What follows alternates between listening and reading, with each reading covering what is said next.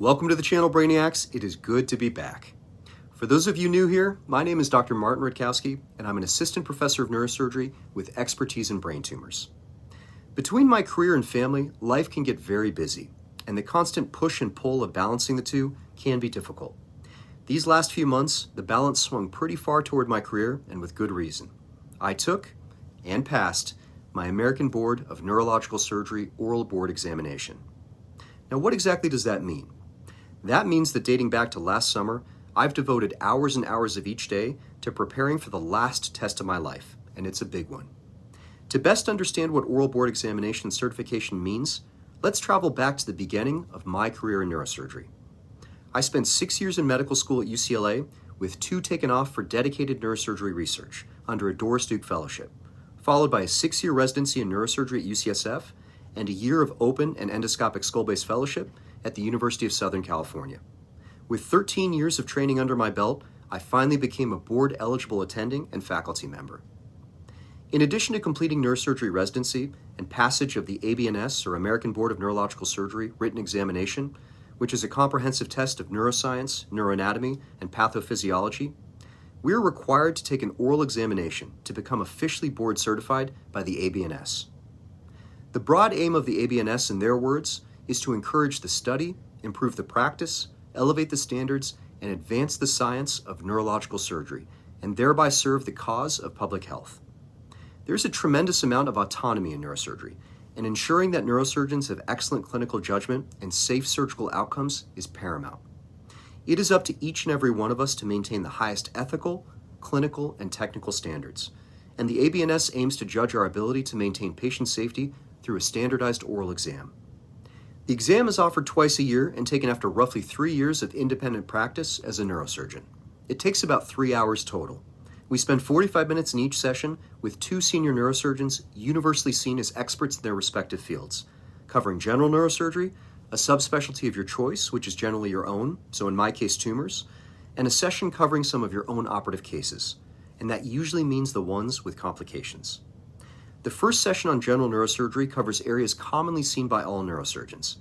Imagine you were on call at a busy hospital over a week. What patients might you see in clinic and through the emergency room? Traumatic brain injury, spinal fractures, newly diagnosed tumors or vascular malformations, peripheral nerve injury, gunshot wounds, brain hemorrhages, the list goes on.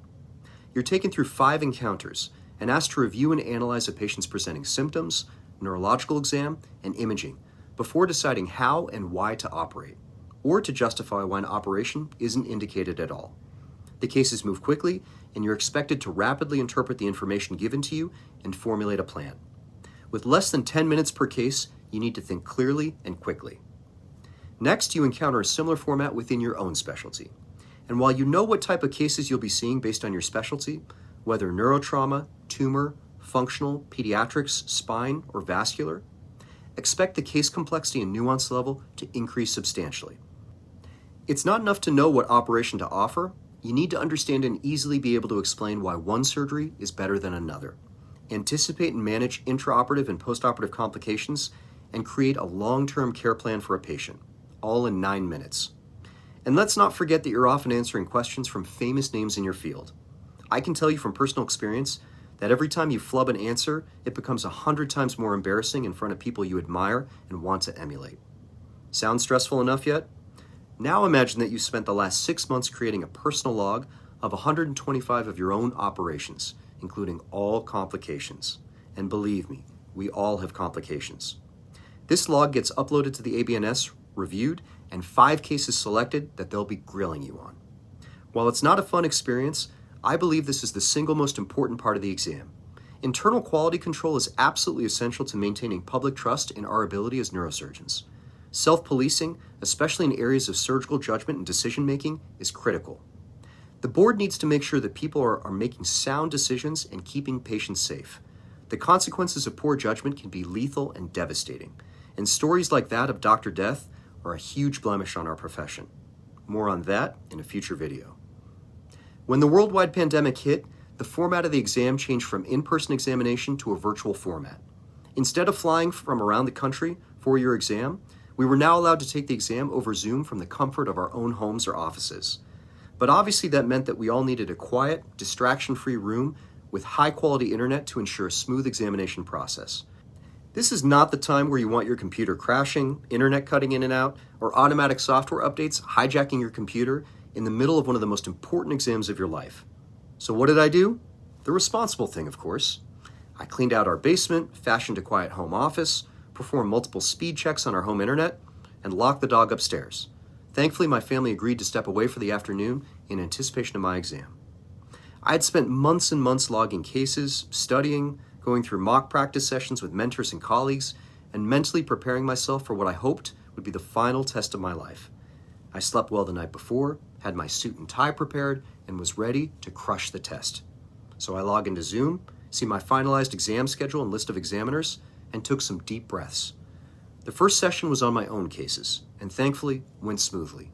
My examiners were gracious, polite, and universally professional. Check, 1 session down, 2 to go. My second session was on general neurosurgery, and while I had a few more curveball questions and nuanced clinical scenarios than I was expecting, overall I felt okay about how things went. But why was the room getting so dark? As the second session finished, I suddenly realized that the weather had turned very bad, and very quickly. The clouds had rolled in, and suddenly the thunderstorms started.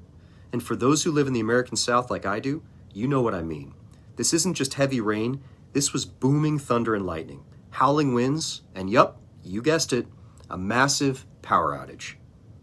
In the middle of the test I had spent almost a year preparing for, with just 1 session to go, I completely lost power.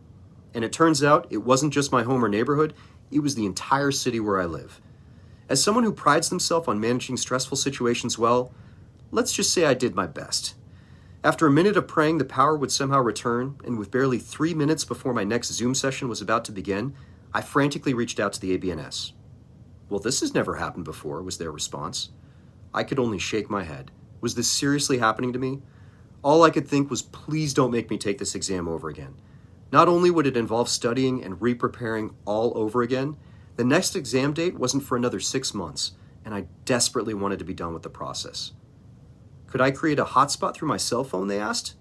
The storms must have disrupted my cell signal because I could barely open a web page, let alone create a hotspot. And streaming your oral board examination Zoom session with 2 bars of reception in your basement didn't seem like the greatest plan for success. So what choice did I have? Head for the nearest place with internet as quickly as possible, is what they told me. So it was off to my in-laws' house. Thankfully, they still had power and internet. So imagine the scene. I'm fully dressed in a suit, with socks on, of course. This was a Zoom session after all. Racing to throw on my tennis shoes, shoving the spine and skull models we're supposed to have for our test underneath my arm, and racing into my car to drive across town through the pounding rain. But remember, this is a southern storm, so it was still almost 90 degrees out, despite the pounding rain. So I'm sweating, stressed, and desperate to get across town and await further instructions about whether or not I can even continue my test. So I toss my computer and spine and skull models into my back seat and slam the garage door button. Nothing happens. Because of course nothing happens, the power is out. So I did the only thing I could. I literally pulled the garage door apart and physically lifted the garage door open. So now I'm stressed, even sweatier, lifting a garage door open while getting pelted with driving rain, and still have no idea whether or not I can even continue my test. So I head across town through the rain, barely able to see through the windshield, before finally getting to my in-laws' place. I set up in their small home office, and I'm told I'll have to wait another hour and a half. Thankfully, they were able to at least reschedule my tumor subspecialty section. So it's hurry up and wait. After 30 minutes of stress and anxiety, I'm sitting in silence with way too much time to think. One of my examiners had been switched out. Was that good, bad, insignificant? Would they hold the delay against me? I had to refocus myself. The final session came, and it went. To be honest, I felt terrible about it. Whether it was a byproduct of my insane last 2 hours or just the culmination of an exhausting day, I felt uneasy, totally unconfident, and certain I had failed. This was not the feeling I wanted after a year of preparing and finally taking the exam. I called friends, spoke with my wife, and of course, everyone laughed. That's how you're supposed to feel, they said. This test wasn't designed to make you feel good about passing. It was designed to ask more and more difficult questions until you felt stumped. If anything, feeling like you failed was a good thing, they told me. Some reassurance, huh? So I stressed, I fretted, and I worried, until the next day.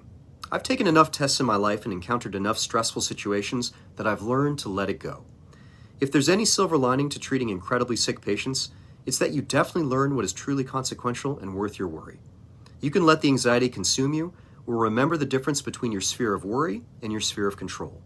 The sphere of worry will always be larger than the sphere you can control. The trick is to let it go and move forward with what you can actually change.